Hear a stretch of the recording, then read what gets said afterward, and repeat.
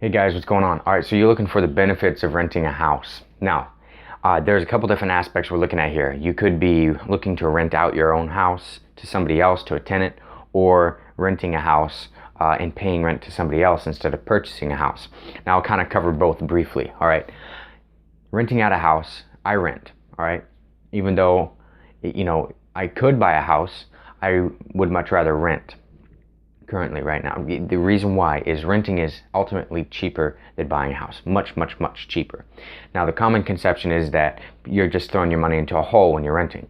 You're not necessarily. All right, if you don't know much about real estate, then I don't recommend buying a house until you can buy a house that is going to turn a profit for you and become an asset rather than a liability. All right, a lot of people buy a house, settle into it, and then they strap themselves with a mortgage and with a 30-year payment of a lot of money, right? And then that is now a liability rather than an asset.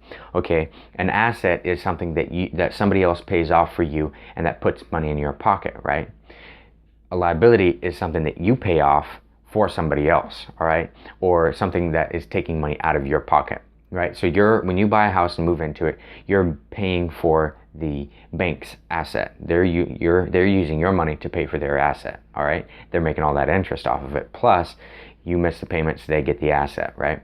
Now, when you and it's cheaper, so you don't have the maintenance costs and all that. So that's why I rent. But on the other side, if you're going to rent out a house, something that you purchased and rent it out, now you're turning the bank's asset into your asset by using other people's money to pay it off.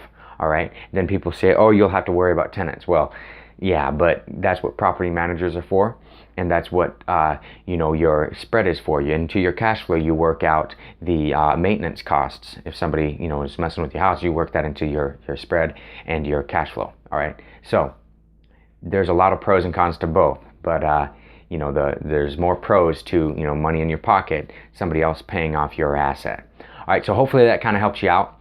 If you want to learn more about what I do, I actually build businesses to invest in real estate. You can go to the link in the description below, or if you're on YouTube, or that's on YouTube, or you can just go over to my website at newrules.solutions. All right, guys, take care, and feel free to hit reply to any one of those emails when you go over to my website there, and kind of get in contact with me and ask me any questions. Have a good one.